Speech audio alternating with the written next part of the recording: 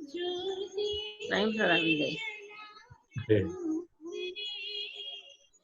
मोक्ष मार्गस्य नेतारं नेतारं कर्म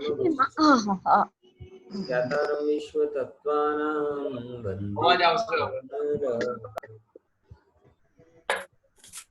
तत्वार सूत्र की चर्चा कल चालू की थी और तत्वार सूत्र की चर्चा में माइक्रो ओवन मति એની પાસે ज्ञान પ્લાસ્ટિક की કાળી स्टेजेस બોટલમાં इस पर हमने चर्चा की।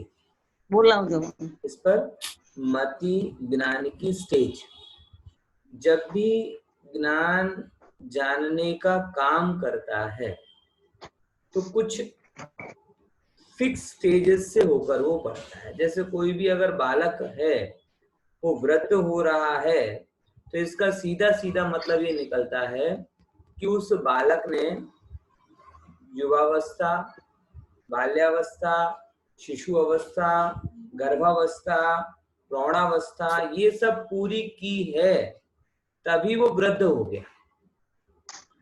बिना उन स्टेज के पूरा किए बिना कोई वृद्ध कैसे होगा? ऐसे ही अगर कोई भी आपका ज्ञान धारणा मतलब स्मृति तक पहुंच रहा है तो इससे एक बात सिद्ध होती है कि वो ज्ञान कुछ स्टेजेस से होकर गुजरा है और उन स्टेज को ही हम क्या कहते हैं? उन स्टेजेस को ही हम अवग्रह, ईहा, आवाय और धारणा कहते हैं। समझ में आया? जो ज्ञान रेगुलर कुछ स्टेजेस से यूज होकर जाता है, हमने कल उन स्टेजेस को सामान्य रूप से समझने की कोशिश की थी कि वो एक है गर्भावस्था की स्टेज यानी कि दर्शन, और बाकी 4 स्टेज हैं ज्ञान की दशा। तो दर्शन को मैं गर्भावस्था की दशा क्यों बोल रहा हूँ? क्योंकि वो प्रोसेस शुरू तो हो जाती है लेकिन कुछ प्रकट नहीं होता, इसीलिए उस सामान्य प्रतिभास को हम दर्शन कहते हैं। आज एक बहुत सुंदर प्रश्न दिनेश भाई के वकील का आया कि सामान्य प्रतिभास तो आपने अवग्रह में भी कहा और दर्शन में भी कह रहे हैं, तो दोनों सामान्य प्रतिभास एक जैसे हैं क्या? मैंने नहीं, उनको भी समाधान किया। अच्छा प्रश्न था इसलिए सबको बता देता हूं कि दर्शन का सामान्य प्रतिभास और ज्ञान की पर्याय यानी अवग्रह का सामान्य प्रतिभास ये एक सा नहीं। मैंने पहले ही कहा कि दर्शन है गर्भावस्था और अवग्रह है अवग्रहादि अवस्थाएं जन्मावस्था। यानी दर्शन में जो सामान्य कहा जा रहा है वो सर्वथा सामान्य है। सर्वथा सामान्य मतलब उसमें किसी भी एंगल से विशेषपना नहीं है, जबकि अवग्रह में जो सामान्यपना है वो ईहा, आवाय, धारणा की अपेक्षा से है। दर्शन की अपेक्षा से तो अवग्रह भी विशेष यानी ज्ञान का ही भेद है। पॉइंट समझ में आया? फिर से, दर्शन को भी हम सामान्य कहते हैं और अवग्रह में भी हम कहते हैं पदार्थों का सामान्य ज्ञान। तो दोनों सामान्य बराबर हैं क्या? नहीं, बराबर नहीं। दर्शन मतलब सर्वथा सामान्य और अवग्रह मतलब सापेक्ष सामान्य। फिर से समझ लें, दर्शन मतलब क्या? सर्वथा सामान्य। ये सर्वथा सामान्य मतलब क्या? बोले सर्वथा सामान्य का मतलब है कि किसी भी रूप में उसमें विशेषपना होता नहीं है, जबकि अवग्रह का जो सामान्यपना है वो सापेक्ष सामान्य है। कैसा सामान्य है? सापेक्ष। सापेक्ष सामान्य मतलब आवाय के एंगल से तो वो सामान्य है लेकिन दर्शन के एंगल से वो विशेष है। पॉइंट समझ में आया? इसीलिए इन दोनों के बीच में अंतर होता है। और देखो दूसरी बात ये समझना, ये जो सापेक्ष सामान्य है ना, ये तो पैरेलल चलता है। पैरेलल चलता है मतलब कैसा? उसको ऐसा समझो कि अवग्रह की ईहा के कॉन्टेक्स्ट में अवग्रह सामान्य, आवाय के कॉन्टेक्स्ट में ईहा सामान्य है, धारणा के कॉन्टेक्स्ट में आवाय कौन सामान्य, और ये भी मति ज्ञान है तो मति ज्ञान, श्रुत ज्ञान के कॉन्टेक्स्ट में मति ज्ञान सामान्य है और केवल ज्ञान के कॉन्टेक्स्ट में शुद्ध ज्ञान सामान्य। पॉइंट समझ में आया कि नहीं है? यानी सामान्य का मतलब सिंपल ज्ञान अगर अपन लें, है ना, अल्प ज्ञान लें तो ये जितने बीच के सामान्य बनते हैं ये सब सापेक्ष हैं। केवल ज्ञान ही एकमात्र ऐसा विशेष ज्ञान बचता है जिसके आगे सब ज्ञान सामान्य है। बराबर समझना है? तो ये इस तरीके से इस बात को समझना। कल हमने अवग्रह और दर्शन के बीच में अंतर भी समझा था, और अंतर ये समझा था कि दोनों में बहुत डिफरेंट है। एक दर्शनावर्णी कर्म के उदय के निमित्त से हो रहा है, एक ज्ञानावर्णी कर्म के उदय के निमित्त से हो रहा है, वगैरह वगैरह। दोनों में बहुत बहुत डिफरेंस आता है, समझे? तो इन सब चीजों को थोड़ा आप ध्यान में रखिएगा। आज अपन अवग्रह से आगे बढ़ते हैं और यहाँ पर पहुंचते हैं। देखो ये हमने कल चर्चा की थी, ये अवग्रह और दर्शन की चर्चा। आज अपन ईहा की चर्चा कहते हैं। देखो, अवग्रह से जाने हुए पदार्थ में विशेष जानने की जिज्ञासा, इच्छा का होना ईहा कहलाता है। देखो इसको ऐसे समझो, आप इस कमरे में बैठे हो, अचानक दूसरे कमरे में फोन की रिंग बजी, और जैसे ही फोन की रिंग बजी आपके दिमाग में क्या आया? किसका फोन होगा? होता है कि नहीं होता? मैं कई बार आप सब लोगों से कहता हूं कि मंदिर में फोन लाना नहीं। फोन सबसे बढ़िया उपाय क्या है? फोन ही नहीं लाना। अगर लाओ तो साइलेंट करके रखना, रिंग पर रखना नहीं। नहीं लाने का भी मैं क्यों निषेध कर रहा हूँ? क्योंकि भले ही आप साइलेंट करके रख देते हो और आपको क्या कहते हैं वाइब्रेशन हो जाता है, तो वाइब्रेशन होने में भले दूसरा डिस्टर्ब हो या ना हो, लेकिन आपका फोन आपको तो डिस्टर्ब कर ही देता है ना। और फिर मैंने देखा है कैसा कि जैसे ही मंदिर में किसी का फोन बजता है, साइलेंट होता है ना, तो ऐसे करके चुपचाप ऐसे करके देख लेते हैं किसका फोन है। हाँ ठीक है। और जितनी देर वो फोन पे ध्यान गया, भले ही उसने बात नहीं की, लेकिन उतनी देर में आपका दिमाग गया। और इतने नहीं होता, उसके आगे भी बढ़ता है। अगर किसी का पैसे देने वाले का फोन है तो यार अटेंड कर लेते तो अच्छा रहता, पता नहीं कल पैसे देगा का नहीं। और पैसे लेने वाले का फोन है तो दूसरे विकल्प कि ये अभी अच्छा रहा फोन आ गया, अगर ये बाद में आएगा तो इसको कैसे मना करूंगा, कब दूंगा, वटेवर वटेवर वटेवर। घर का फोन आया तो रोज तो घर को पता रहता है कि भाई मैं यहाँ पर हूँ, फिर आज क्यों ऐसा फोन आ गया है? समझ में आया कि नहीं? मतलब आप देख सकते हैं ना सब चीजें कि जैसे ही अवग्रह हुआ, अवग्रह के होते ही ईहा कितने प्रकार की हो जाती। ज्ञान की जिज्ञासा, ये एक्चुअल में हमारे जैसे अल्प ज्ञानियों की ज्ञान की सामर्थ्य की कमी है और मोह की अधिकता है। इसके कारण, ज्ञान की सामर्थ्य की कमी के कारण हमें सब पदार्थ एक साथ जानने नहीं होता, और मोह की अधिकता के कारण जाने हुए में जानते देखते नहीं रह पाते।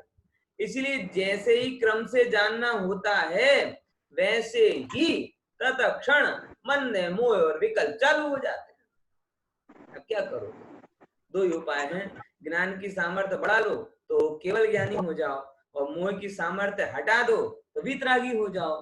तो ज्ञानावरण कर्म का क्षयोपशम हो जाएगा, क्षय हो जाएगा तो केवल ज्ञानी बन जाओगे, और मोह का क्षय हो जाएगा तो वितरागी बन जाओगे। तो ये दो प्रॉब्लम का फिक्स सॉल्यूशन तो यही है, वितरागी और सर्वज्ञ। तो हम तत्पर सूत्र किसके लिए पढ़ रहे हैं? वंदे तद्गुण लब्धे। है तत्पर सूत्र भी तो इसके लिए पढ़ रहे हैं ना कि वंदे तद्गुण लब्धे, उन गुणों की प्राप्ति के लिए। कौन कौन से गुण? वितरागी और सर्वज्ञ। अब उसका अंश जितने जितने अंश में प्रकट होता जा रहा है उतनी उतनी बात, ठीक है ना?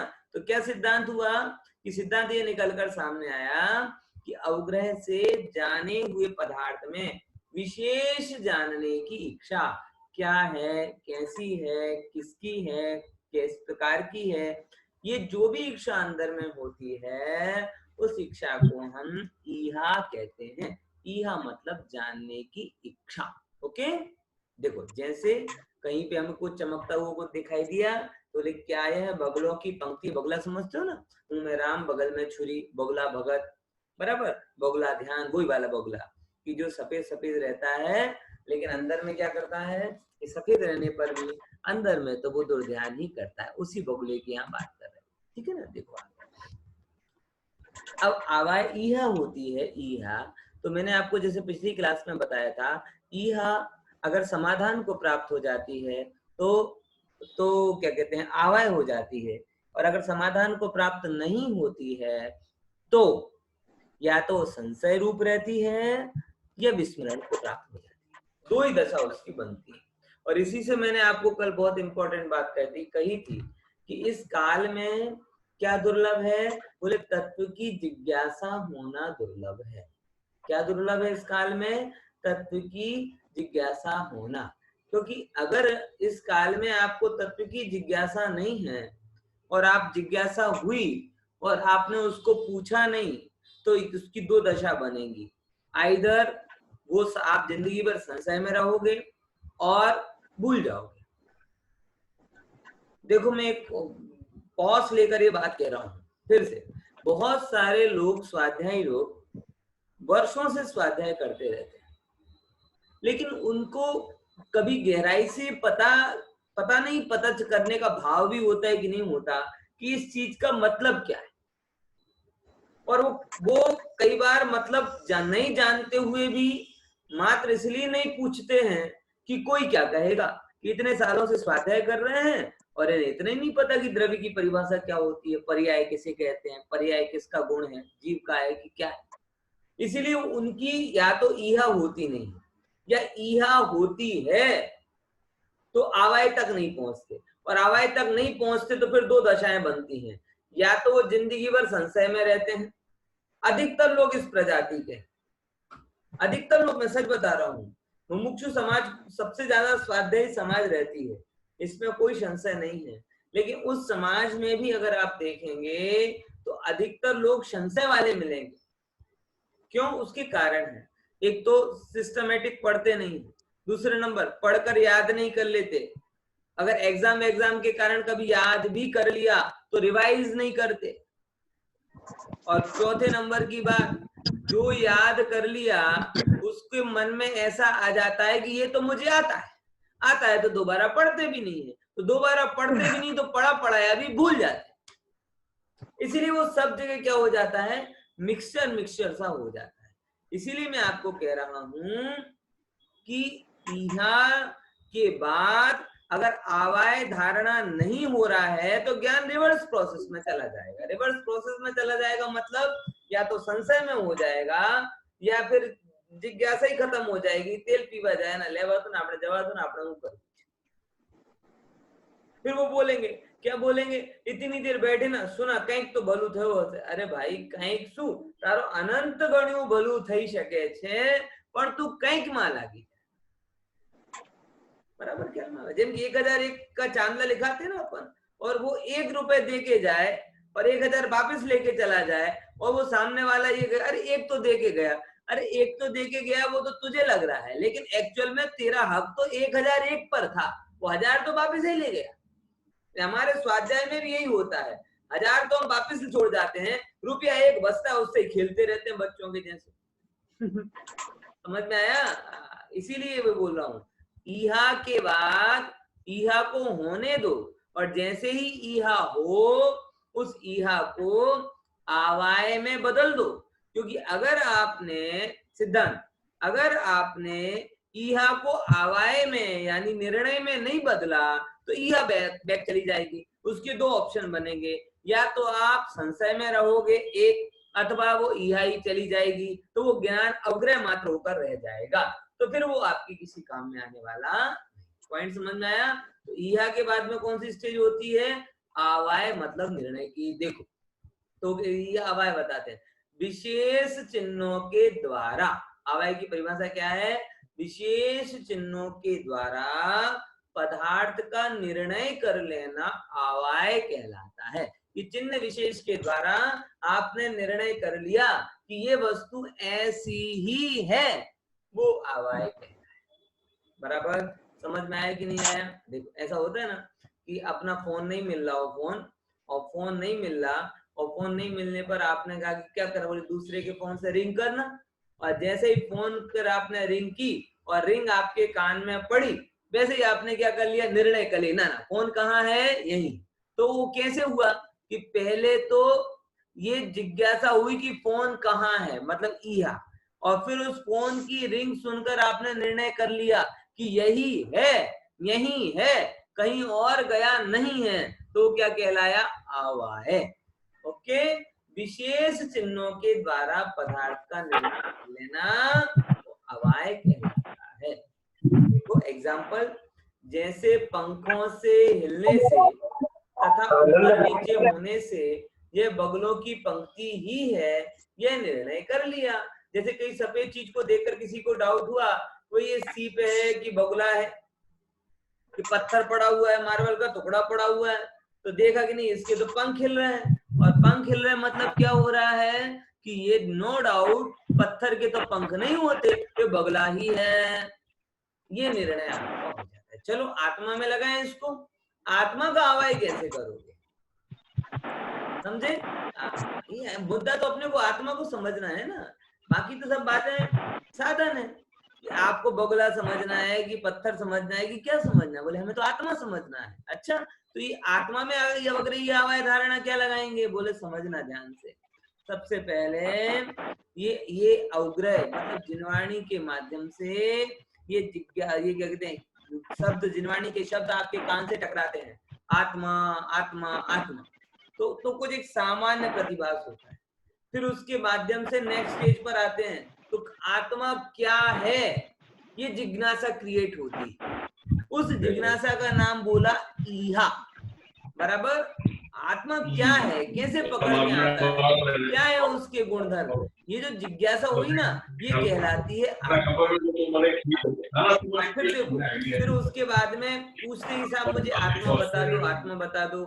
आचार्यों से पूछते हैं, आचार्य कहते हैं देख भाई, तू कौन सा काम है जो हमेशा करता रहता है? बोले साहिब मैं आपको देख रहा हूँ। बोले देखना क्या है, किसका रूप है? बोले जानने का। बोले मैं यहाँ जमीन पर बैठा हुआ हूँ, ये बैठा हुआ है तू जाना? बोले हाँ। बोले किसका रूप है? जानने का। तुझे गर्मी लग रही है अभी, ठंडी हवा चल रही है अभी, सुगंध आ रही है अभी, व्हाटएवर जो कुछ भी हो रहा है, ये सब किसके रूप हैं? जानने के। बोले ये कौन कर रहा है? बोले कौन कर रहा है? बोले शरीर। बोले शरीर करे तो मुर्दे को भी होना चाहिए। इससे सिद्ध होता है ये जानने वाला काम कोई अंदर में कर रहा है, और उसका नाम क्या है? आत्मा। ऐसे क्या हुआ? फिर आत्म तत्व का निर्णय हुआ, तो ये कहलाई आत्मा का अवाय। अब जब भी आपको ये पता चले कि जान रहा है, और भविष्य में आपको हमेशा ये याद रहे कि जानना देखने वाला तत्व आत्मा ही, अन्य नहीं। समझना, ये सब अभी जो आपके अंदर में हो रहा है, ये बुद्धि के लेवल पर हो रहा है, ज्ञान के लेवल पर हो रहा है, श्रद्धा के लेवल पर, अनुभव के लेवल पर नहीं। ज्ञान के लेवल पे तो हम बच्चों को सिखा देते हैं कि भाई मैं आत्मा और शरीर दोनों भिन्न भिन्न है। क्यों? क्योंकि आत्मा जानता है, शरीर को जानता नहीं है। ज्ञान के लेवल पे तो हम बालपोथी में सिखा देते हैं, लेकिन धन्य है हमारा मोह कि जो बात हम बाल पोथी में सीख जाते हैं, मरण की ठाठरी पर चढ़ने तक भी हमें उस बात का भाव भाषण नहीं। समझ में आया? वैकुंठी पर चढ़ जाते हैं, उसके पहले तक भी हमें ये पता नहीं चलता कि जानने देखने वाला तत्व आत्मा है, जो रूप से भिन्न है, राग से भिन्न है, पर से भिन्न है, संयोग से भिन्न। ऐसा वो अद्भुत निर्मल अलौकिक परम तत्व मैं हूँ, इसका भान हमें मरण समय तक भी नहीं होता। ये कैसा मोह हमारे ऊपर हावी। इसलिए मैं आपको बहुत गहराई से बोल रहा हूँ, बारंबार मैं तो हमेशा कहता हूँ आपसे 10-15 मिनट अपने लिए निकालो, ध्यान करो, स्वाध्याय करो, कुछ नहीं तो ऐसे बैठो और ये ज्ञान के माध्यम से नायक तक पहुंचने की कोशिश करो। ज्ञान के सूत्र पकड़ो और फिर पूछो कि जाना किसने? बोले आप खाना भी खा रहे हो ना, मीठा लगा रसगुल्ला, मीठा लगा, ओहो ये रसगुल्ले की मिठास है, ये जवान जान रहा है कि ज्ञान जान रहा है? ये सुंदर सुंदर शब्द पढ़े, ये कान जान रहा है कि ज्ञान जान रहा है? ये जो कोमल कोमल सैया पर मैं सो रहा हूँ, ये त्वचा इसका ज्ञान कर रही है कि ज्ञान कर रहा है? किसी ने अपशब्द बोले, किसी ने अच्छे शब्द बोले, किसी ने कुछ किया, किसी ने कुछ किया, जगत में जो कुछ भी हुआ वो प्रभु कर रहा है, ये जीव कर रहा है कि क्या हो रहा है?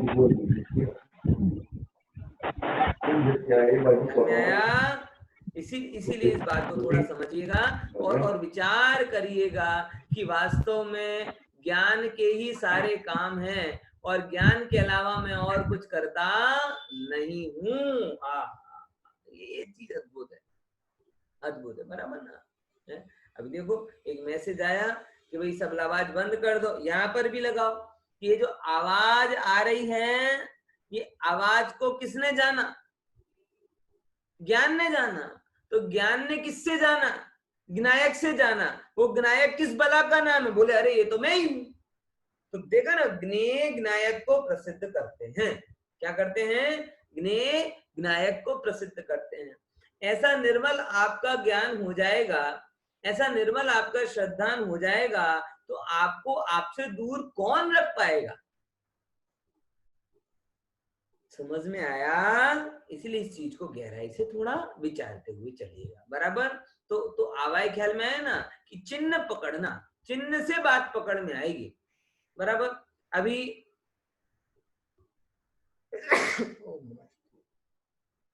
समय खराब चल रहा है, बराबर ना? समय खराब चलने पर लोगों के मन में आशंकाएं बहुत होती, मेरे यहाँ पर भी बहुत बातें आ जाती, जरा सा माथा गर्म, ताव तो नहीं आ गया, 10 बार चेक करते हैं, फिर कहते हैं ऐसे लगा कि देखो गर्म बुखार। मैं सिंपल सी बोलता हूँ, थर्मामीटर में नाप लो। थर्मामीटर अगर बुखार बोले तो बुखार है, नहीं तो मुझे लग रहा है, ये तो कोई बात ही नहीं। माता बहनों को भी बहुत होता है भ्रम, है ना? भ्रम का कोई उपाय नहीं है। टोटमल साहब कहते हैं भ्रम जनित दुख को दूर करने का उपाय भ्रम दूर करना है। अधिकतर लोगों को ये समस्या होती है, देखो बुखार तो नहीं आ गया, जरा सी सर्दी हो जाए, जरा सी खांसी हो जाए, अरे ये तो नहीं हो गया कोरोना। अरे भाई, कोरोना के पहले भी सर्दी जुकाम नाम की कोई बीमारियों का अस्तित्व था, है? बुखार का भी अस्तित्व था।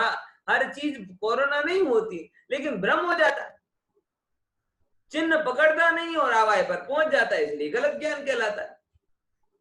पॉइंट समझ में आएगी? इसलिए आवाज कौन सा गलत? निश्चित चिन्हों के माध्यम से। किसके माध्यम से? निश्चित चिन्हों के माध्यम से वस्तु को समझना। ये चीज को थोड़ा समझो। ओके, देखो अब अपन धारणा पर पहुंचते हैं। धारणा क्या है? कि निर्णीत पदार्थ की अविस्मृति, कि जो भी पदार्थ आपने निर्णय कर लिया उसका विस्मरण नहीं होना, अविस्मृति। अविस्मृति वो क्या कहलाता है? धारणा। कि जैसे आपको जो भी चीज पता चल गई उसको दोबारा नहीं भूलना, वो दिमाग में सेट हो जानी चाहिए, ये ज्ञान कहलाता है धारणा। देखो एक बहुत अच्छी बात है और एक बहुत बुरी बात है। हमारे अंदर में बहुत आचार्य कहते हैं और आज का विज्ञान भी कहता है कि हमारी जो ब्रेन सेल्स है ना, वो दुनिया की सबसे ज्यादा मेमोरी को स्टोर करने वाली सेल्स। इसीलिए मुझे एग्जैक्ट तो नहीं पता, लेकिन ये जरूर पता है कि अभी जो सेकंड लेवल के कंप्यूटर चल रहे हैं, 5th लेवल के जब कंप्यूटर आएंगे ना, तो उस 5th लेवल के कंप्यूटर में आपकी ब्रेन का यूज होगा। ब्रेन का यूज होगा मतलब उसे क्या बोलते हैं, उसे ब्रेन की जो सेल्स होती है ना, उन ब्रेन की सेल से वो कंप्यूटर चलता है। और विज्ञान आज ये मानता है कि आपके अंदर में जो भी स्मृतियां होती हैं उसे स्टोर करने की कैपेसिटी ये ब्रेन रखता है। धर्म ऐसा नहीं मानता, विज्ञान की एक समस्या है। विज्ञान की ये समस्या है कि जो दिखता है उसे उसमें ही खोजना है, लेकिन उसे ये समझ में नहीं आता कि जैसे पेन ड्राइव में स्टोर करने की कैपेसिटी कोई अलग से उसमें की गई है, ऐसे ये भी एक मेटल है, धातु है, इसके अंदर भी स्टोर करने की कैपेसिटी अगर आप कहते हो तो एक्चुअल स्टोरेज कैपेसिटी किसके अंदर है? तो वो ज्ञान है, बराबर। लेकिन मैं आपको ये बताना चाहता था कि सबसे ज्यादा पावरफुल मतलब कहना 40 करोड़ टीबी समथिंग, ऐसी कुछ मैंने एक जगह आंकड़ा पढ़ा था, 40 करोड़ टेराबाइट जितनी मेमोरी आप अपने ब्रेन में धारण कर सकते हो। ठीक है, कैलकुलेशन थी। अच्छी बात है ना? अब बुरी बात बताता हूं। इतनी कैपेसिटी वाले ब्रेन को अगर आप खोल खोल के देखोगे तो आपको क्या मिलेगा? इतनी स्मृति वाले अगर आप ब्रेन को भी खोल के देखो तो 99% मेमोरी क्या रहता है, कचरा ही आपके अंदर में। हमारा ब्रेन एक्चुअल में उस टीनेजर के मोबाइल के जैसे हो गया है कि जिसके मोबाइल पर लॉक ही लगा रहे तो अच्छा है, क्योंकि अगर लॉक खोल के आप उसका डेटा देखने जाओगे तो आपको शर्म आएगी, तो आपको कि नहीं बंद ही रहे। बड़ी बड़ी मेमोरी वाले मोबाइल ले लेते हैं, लेकिन उपयोग क्या करते हैं? उपयोग तो गंदा ही हो रहा है। ऐसे ही हमारा ब्रेन हो गया है कि इतनी मेमोरी उसके अंदर में है, लेकिन अगर आप उसको खोल खोल के देखोगे तो कहीं राग, कहीं द्वेष का फोल्डर, कहीं कसाय का फोल्डर, कहीं पूर्वाग्रहों का फोल्डर, कहीं अहंकार का फोल्डर, कहीं कपट का फोल्डर, कहीं लोभ का, कहीं भय का, कहीं काम का, कहीं किस ना जाने किस किस का। इतने फोल्डर हमारे अंदर में बने पड़े। अब इस मेमोरी का करें क्या? बोलो। धारणा मैं हमेशा एक बात कहता हूं, आप विचारिएगा कि मेमोरी को खाली करोगे तो नई चीज आएगी, वो कचरा निकालोगे नहीं तो नया भराओगे कैसे? आज एक्चुअल में हमारी समस्या धारण करने की नहीं है तत्व में, जो धारण किया है उसे खोने की। व्यक्ति खोने के लिए तैयार नहीं है, इसीलिए पाने की शर्त पूरी नहीं होती। समझ में आया? हमारे सिलवानी की एक बात मैं आपको बताता हूँ। जब मैं बहुत छोटा था, वैदे की जितनी उम्र का था, एक पागल से चाचा थे, मुसलमान थे, पागल हो गए थे, लेकिन शायरियां बोलते हुए फिरते थे। तो उनको कभी भी आप छेड़ो और बोलो कि चाचा एक शायरी हो जाए, तो चाचा फॉर्म में आ जाते थे और वो पागलपन में एक शायरी बहुत अच्छी बोलते थे। मुझे याद है, देखो याद आती कि नहीं आती? हाँ, अच्छी याद आ गई।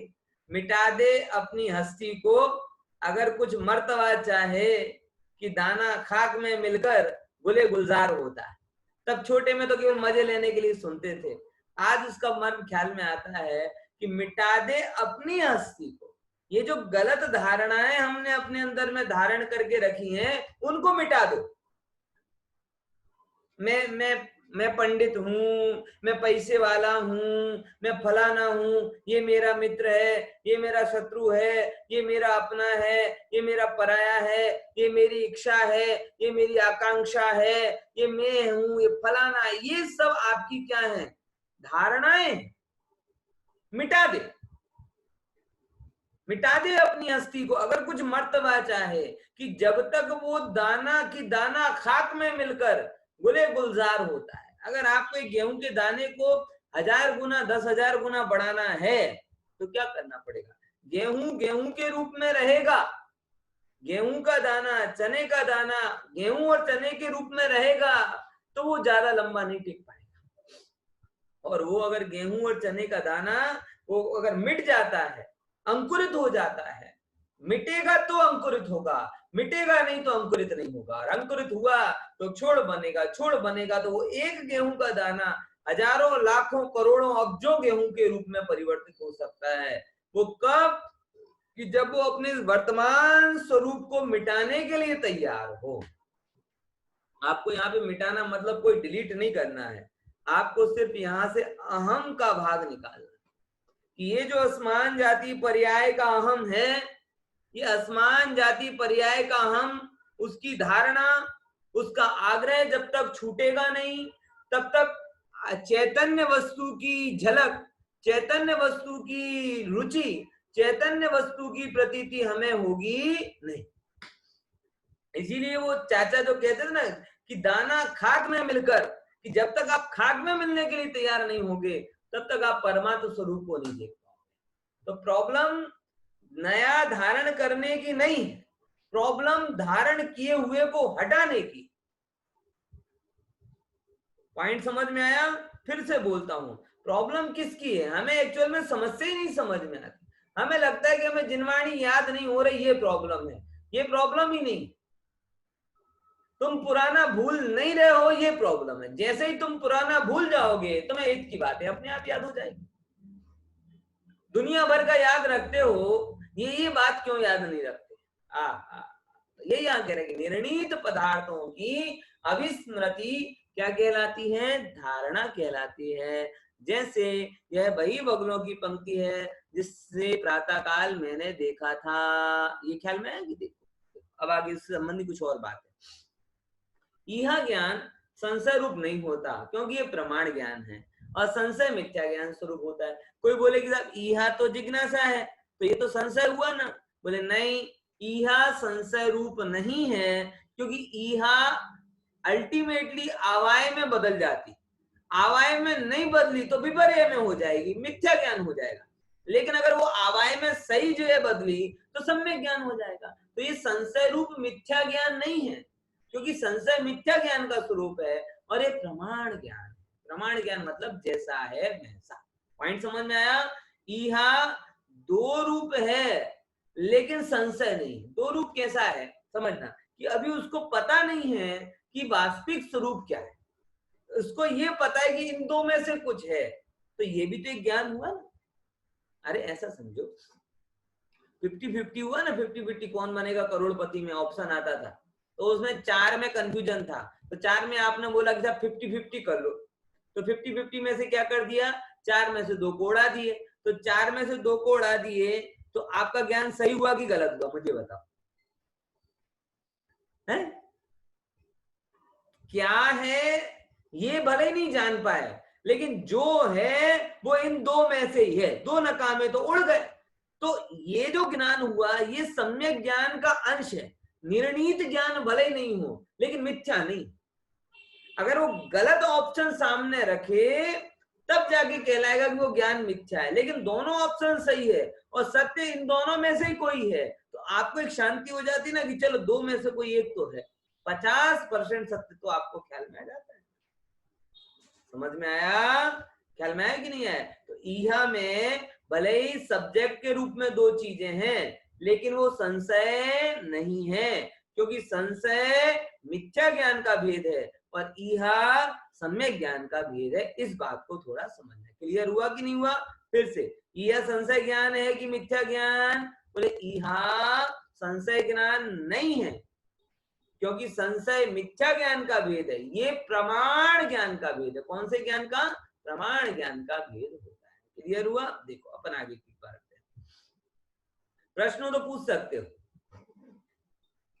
देखो दूसरे नंबर की बात, यह ज्ञान क्योंकि ये प्रमाण ज्ञान है और संशय मिथ्या, यह 4 ज्ञान क्रम से उत्पन्न होते हैं। ये भी बिल्कुल स्पष्ट ही है कि अवग्रह, सबसे पहले अवग्रह होगा, अवग्रह के बाद इहा होगी, इहा के बाद अवाय होगा, अवाय के बाद धारणा होगी। अवग्रह के बाद सीधी धारणा हो सकती है कि आप सोचो कि जिसको आपने सामान्य हुआ अब तो सीधा आपको याद हो जाए।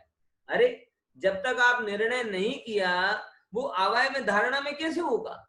धारणा के पहले आवाय जरूरी है, आवाय के पहले जिज्ञासा जरूरी है और जिज्ञासा के पहले पदार्थ और इंद्रिय का सन्निकर्ष जरूरी है।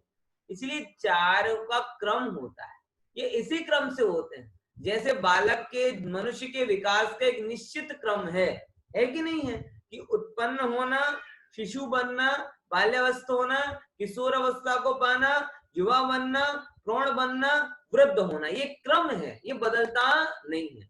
वैसे ही ये सारी अवस्थाओं का क्रम है, अवग्रह होना, इया होना, आवाय होना, धारणा होना, एक क्रम है, ये बदलता नहीं। लेकिन साथ साथ दूसरी बात भी कही, क्रम से होने पर भी उत्तर वाला ज्ञान नियम से हो ही ऐसा जरूरी नहीं है। ये भी सेम कि भैया अगर वृद्ध हुआ है तो प्रौढ़ होकर ही वृद्ध होगा, ये बात तय है, लेकिन सारे प्रौढ़ वृद्ध हो ही जाएंगे इसकी गारंटी है क्या?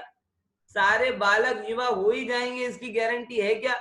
सारे युवा प्रौढ़ हो ही जाएंगे इसकी गारंटी? अरे कोरोना काल में कितने समझ में नहीं सुनने में आ रहा है कि 25 साल का मर गया, 35 साल का मर गया, बोले नहीं नहीं साहब इनको तो प्रौढ़ होना ही पड़ेगा। तो इसी क्रम से होते हैं, लेकिन अनिवार्य नहीं है कि एक ज्ञान हुआ हो तो दूसरा हो ही। पॉइंट समझ में आया कि नहीं आया? हमको भी यही समस्या लगती, हमको भी यही लगता है कि जो ये सुन रहे हैं वो सबकी धारणा में हो जाए, ऐसा लगता है, लेकिन ऐसा होता है क्या? बताओ। जो जो आप लोग सुनते हो, अवग्रह करते हो, वो सारा इहावाय होकर धारणा फिक्स हो जाता है क्या? है? नहीं हो पाता। इच्छा तो बहुत होती है कि जो भी अवग्रह करे वो धारणा में हो जाए, अवग्रह करे वो धारणा में हो जाए, लेकिन ऐसा हो पाता है क्या?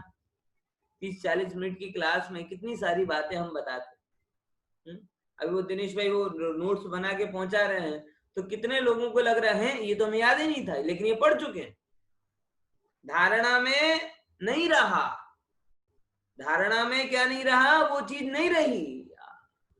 तो ये नियम कर दो ना, जो जो अवग्रह हो वो सब धारणा में हो जाए, बोले तो भी फंस जाओगे।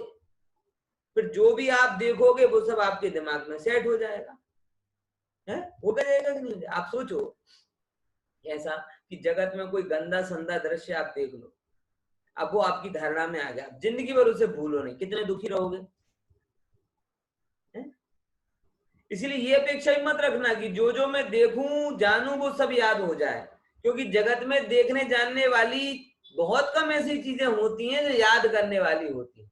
वास्तव में मैं आपको बता रहा हूं, अपने इस 35 साल के अनुभव से बता रहा हूं, आपका और अनुभव बड़ा होगा और आप जरूर इस बात से सहमत होंगे। अगर आपको जीवन में सुख से रहना है तो आंखें होते हुए भी अंधों की भांति रहना पड़ता है, कान होते हुए भी बहरों की भांति रहना पड़ता है, मुंह होते हुए भी गूंगों की भांति रहना पड़ता है। ये इस कटु सत्य है संसार में। आपके सामने हजारों पदार्थ ऐसे आएंगे जो कह रहे हैं कि मुझे जानो, मेरे साथ झगड़ो, मेरे साथ अथड़ाओ, लेकिन आपको अपना रास्ता क्लियर करना है तो आपको गूंगा बहरा अंधा बनकर रहना पड़ता है।